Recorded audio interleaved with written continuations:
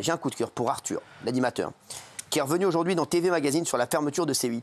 Et franchement, j'ai été énormément touché par les mots d'Arthur, je vous le dis. Et vraiment, voilà, c'est la classe, ce qu'il a dit Arthur. Vraiment, je trouve que c'est un formidable gâchis. C'est quand même la première chaîne de la TNT. Tout le monde est focus sur l'arrêt de l'émission de Cyril Hanouna, mais on oublie que 300 personnes vont perdre leur job. Déjà très bien résumé, bravo Arthur. Bravo. Et derrière, il a également parlé de moi. Et parce que bon, les mecs, ils posent toujours des questions. J'ai rarement vu des journalistes qui posaient des questions bienveillantes.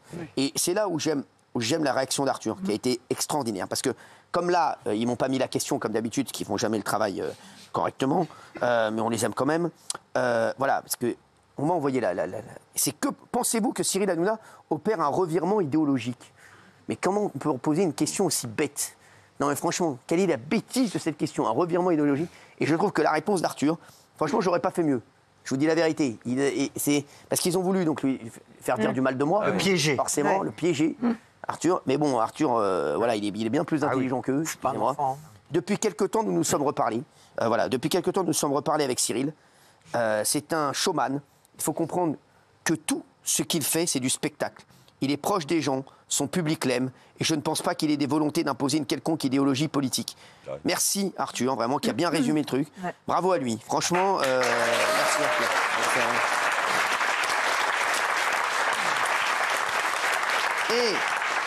Et d'autant plus, comme on sait les relations qu'on a eues avec Arthur, lui et moi, voilà, et là, je vous le dis, on s'est reparlé avec Arthur longuement depuis quelques temps, et franchement, c'est devenu un ami, je peux le dire. Et vraiment, j'ai trouvé le courage, parce qu'il aurait pu tomber dans le piège. Et ça m'a énormément touché, et je voulais lui dire. Et franchement, voilà, ça me fait déjà plaisir qu'on se reparle, et ça me fait plaisir également qu'il ait cloué le bec encore aux gens qui voulaient absolument. Ils auraient adoré qu'ils disent du mal de moi, hein, ça c'est sûr. La question est très tendancieuse quand même. La question, c'est vraiment. C'est nul, c'est nul. Voilà, donc merci à lui, et franchement, voilà, je l'embrasse fort. Et c'est vrai que, même vous, je vous sens heureux de voir la réponse d'Arthur. C'est vrai. Hein. Oui, parce que c'est quand même dans un silence assourdissant. Il n'y en a pas beaucoup qui ont pris la parole pour défendre la chaîne, peut-être pas vous. Franchement, bravo à lui. Mais pour défendre la chaîne, pour défendre la liberté d'expression. Ça aurait eu du poids quand même si tous les animateurs de toutes les chaînes s'étaient unis pour dire qu'ils étaient contre, ils étaient scandalisés par la fermeture d'une chaîne où ils auraient pu travailler. Il y en a qui se réjouissent. De deux chaînes. Et ce silence, je trouve c'est incroyable. C'est vraiment. Et alors, je suis persuadée, mais vraiment, je pourrais courir nu autour de la Concorde si c'était pas vrai. Ne emmerdez pas avec ça. Je suis persuadée que si par exemple on avait fermé TMC, supprimé Quotidien, vous auriez pris la parole et vous auriez protesté, vous auriez dit que c'était pas bien. Bien sûr, j'en suis sûre et certaine. Mais Arthur et Gilles, j'ai l'impression que ça vous touche aussi. Énormément. Moi aussi, vraiment. Mais le fait que vous reparliez, le fait qu'ils disent ça, je suis sûr qu'il est très sincère, parce que moi j'ai eu un jour un contentieux avec lui, voilà, et il est sincère, c'est quelqu'un d'entier, donc il le dit avec son cœur. Et c'est ça qui m'a touché. Et j'ai trouvé effectivement, comme vous, que ces phrases étaient ciselées, intelligentes, parfaites. Voilà. Et comme il pèse économiquement aussi, il sait ce que représente l'arrêt d'une chaîne pour les 300 personnes qu'il cite spontanément et leurs familles. Donc voilà, j'ai trouvé que c'était absolument parfait. Je vais vous dire la vérité, c'est du bon sens ce que dit Total. Oui, mais les autres n'en font pas. Oui, mais encore faut-il le dire. Mais non, mais franchement, les mecs, c'est incroyable, hein, parce qu'il aurait pu dire, moi je veux pas parler de ça. Bien sûr, esquiver, mais c'est pas son genre. Et même sa réponse sur la question me concernant, c'était quoi la question idéologique? Est-ce que vous avez opéré un revirement idéologique? N'importe quoi. Sous-entendu, l'imposer aussi. Mais n'importe quoi. Non, mais en plus, il répond, mais pas du bout des lèvres, en fait. Il répond vraiment, et en plus, il vous fait des compliments, il dit ce qu'il pense de vous, et je trouve que c'est plutôt rare. Enfin, franchement. C'est peut-être le seul, même, aujourd'hui. Non, mais c'est vrai, Guillaume. Je trouve que c'est une preuve d'intelligence, parce que je sais que ça a été tendu à des moments entre vous, et le fait de vous défendre là, dans cette situation qui est compliquée pour la chaîne et pour ses collaborateurs, c'est une belle preuve d'intelligence. Et surtout, il connaît le métier. Oui. Il y a pas voilà, je pense que c'est un des mecs qui connaît le mieux le métier de tout le PAF. L'écosystème et tout ça. Le système, et il sait qu'il pense bien entendu aux personnes. Voilà. Il a très bien résumé, on a voulu toucher Cyril Hanouna, mais voilà, c'est vraiment... Et on touche 300 personnes, comme il le dit. Alors, il y a Gérard Brice-Viré qui a réagi, notre directeur des antennes de Canal+, puisque demain, notre recours sera examiné par le Conseil d'État. Au-delà d'un dossier particulièrement robuste, L'intérêt porté par le public pour notre chaîne ne saurait être ignoré, d'autant qu'il s'agit de l'un des critères principaux auxquels se réfère l'Arcom.fr. Enfin, l'Arcom, bien sûr, je suis con. Moi. Jusqu'au bout, nos concitoyens auront publicité notre chaîne et ce partout en France. Merci encore aux 400 collaborateurs, 400. C'est pas 400 collaborateurs de C8 qui chaque jour continuent de faire vivre l'antenne malgré ce contexte. Pour eux et pour vous, nous espérons que le Conseil d'État sera attentif à la profondeur de nos arguments. Voilà, C8 bien entendu leader et TPMP largement leader. Merci mon Gérald. Juste, sachez que moi j'ai pu avoir un vent. Vous savez, il y a un rapporteur. Oui. Vous savez comment ça se passe. Il y a un rapporteur de la République qui étudie le dossier et qui va aller devant le Conseil d'État dire voilà mes conclusions. Oui. Sachez que les conclusions, apparemment, et c'est même pas la chaîne qui me l'a dit, je les suis d'ailleurs. Apparemment, les conclusions du rapporteur sont qu'il voudrait suivre la décision de l'Arcom. Merde. Ah oui. Le rapporteur. Mmh. C'est un mec qui rapporte. Ok. Voilà. Et globalement, le rapporteur est suivi. Ouais. Dans Globalement, 90%. il est suivi. Très souvent, oui. Globalement, il est suivi. Donc, pour vous dire, on est peut-être à l'aube d'un énorme scandale. Donc, je le dis aux téléspectateurs, on est peut-être à l'aube d'un énorme scandale. Et vraiment, c'est quand même incroyable parce que logiquement, le Conseil d'État, demain, doit retoquer la décision de l'Arcom. Oui. Tout le monde le dit, on le voit bien, tout le métier le dit, tout le monde le dit. Mais on est peut-être, je vous le dis, à la veille d'un énorme scandale d'État, sachez-le, et on en parlera bien entendu demain. Demain, sachez que c'est à 14h, la décision du Conseil d'État, l'audience, donc voilà, pour ceux qui n'hésitez pas. Les autres chaînes ne se rendent même pas compte que ça va créer un précédent, c'est-à-dire que l'Arcom pourra désormais, comme c'est dans le cas de C8, prendre des motifs en grande partie complètement abscons, genre par exemple pas assez de direct, c'est quand même le motif le plus débile que j'ai pu entendre. Et ça veut dire que ça peut arriver à n'importe quelle autre chaîne. Et donc ils ne se rendent pas compte que le simple fait de créer un précédent pour eux devrait être un motif de mobilisation pour ne pas normaliser ce type d'exécution. Le milieu du cinéma non plus ne se rend pas compte. Hein. Je discute avec des gens du cinéma, il y a des trucs qu'ils n'ont pas bien percutés. Hein. Est-ce qu'elle marmonne ? Complètement. Elle a raison. Oui, c'est vrai. C'est marmonné, mais c'est vrai. Merci. Exactement. Il y a quelqu'un qui me dit, non mais c'est vrai, est-ce que vous pensez que le président a donné est-ce qu'il a eu le Conseil d'État ou pas du tout ? Vous pensez pas ?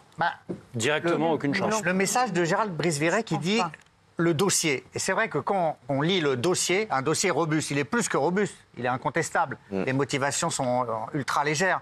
Donc si c'est pas technique, c'est politique.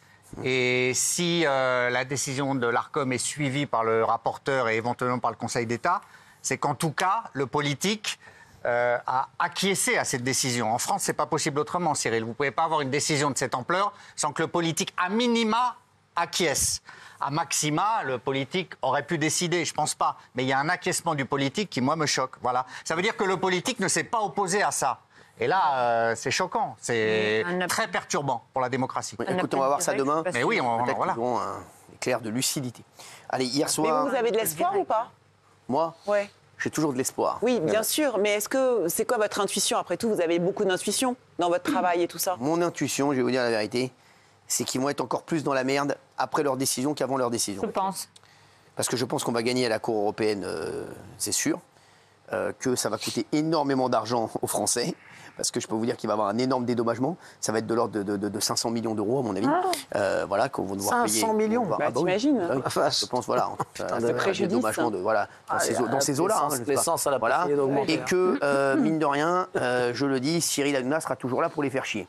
Donc ça va être vraiment que des... en fait, c'est tout à côté, en fait. Tout à côté. Ça va coûter énormément d'argent français. Le mec qui voulait éliminer, il va être encore, il va aller les faire chier, mais je pense encore plus, parce qu'il va être énervé. Je le connais. Je le connais. Ah oui, c'est un rancunier. Je le connais déjà quand il n'est pas énervé, il est casse-couille, mais quand il est énervé, c'est démultiplié. Donc voilà.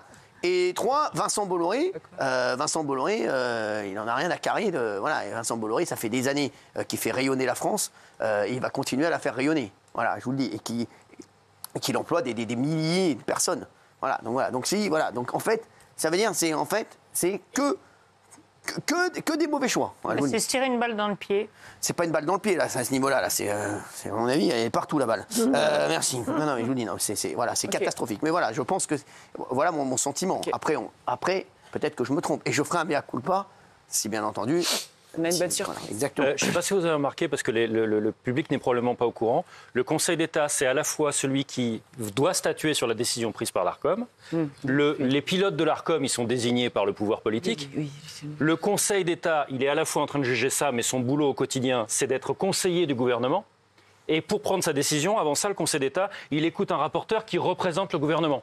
Donc vous allez m'expliquer comment ça peut ne pas être une décision politique. Celle du Conseil d'État, vu comment il fonctionne. Vous vous rendez compte ? Je le répète pour que ce soit le Conseil d'État écoute quasiment tout le temps l'avis d'un représentant du gouvernement qui s'appelle le rapporteur. Comment ça peut ne pas être une décision politique ? Vous voyez ? Nous, on pense tous que c'est politique. Hein. Mais là, il n'est plus là, l'autre qui a décidé ça, là, Roch-Olivier Mestre, il n'est plus là. Donc tu peux très bien dire, ça y est, ça c'était lui. Maintenant, lui, il a décidé ça, nous, on est contre ce qu'il a décidé. Et il y en a qui peuvent se dire, c'est une pure connerie, on ne va pas plonger, s'enfoncer dans cette connerie. On le voit bien que c'est une connerie. Les gens le disent, tout est mal fait. Il vient de vous le dire, il continuera à faire de la télé et de la radio. C'est une connerie, on arrête. Mais même si, voilà, quoi qu'il arrive, où que je serai, je vais les faire chier. Voilà, c'est tout. Même sans les faire chier, tu seras là quand même. Oui, même si je suis que sur les réseaux, je vais les faire chier. Même sur les chaînes YouTube, c'est pas... Même si je suis, voilà, exactement. Même si je suis de chez vous, même. Ah, exactement. Vous savez, faire chier, je sais faire. C'est ce que je fais de mieux. Exactement. C'est ce que je fais de mieux. Donc voilà. Sur un chat. Voilà. Raymond qui me connaît bien, il le sait. C'est ce que je fais de mieux. Voilà, je vous le dis. Donc voilà. On parlera de Raphaël Enthoven, d'ailleurs. Peut-être que vous allez vous réconcilier avec lui comme Arthur. Jamais de la vie. Franchement, jamais de la vie. Parce que Arthur a du talent. Et il a les mains dans le charbon, lui. Ce n'est pas le cas de Raphaël Enthoven. Et Arthur, il a créé des emplois, il a créé des choses. Raphaël Enthoven, à part créer des choses qui nous emmerdent, il n'a rien créé. Me brancher pas sur lui parce que je vais le massacrer encore. Arrêtez. Je sais que c'est votre ami, mais... C'est pas mon ami du tout. C'est votre ami, c'est non, juste un petit peu brièvement pour la route. Pour moi, c'est votre ami. Quoi ? Brièvement pour la route, un commentaire sur Raphaël Enthoven ce soir. Mais non, ne vous inquiétez pas, il y aura la minute Enthoven tout à l'heure. Ah bon ? Ah oui, restez là. Ne vous inquiétez pas, bien sûr. Ne vous inquiétez pas, il va prendre tous les jours son lot de pétrin. Merci. Allez.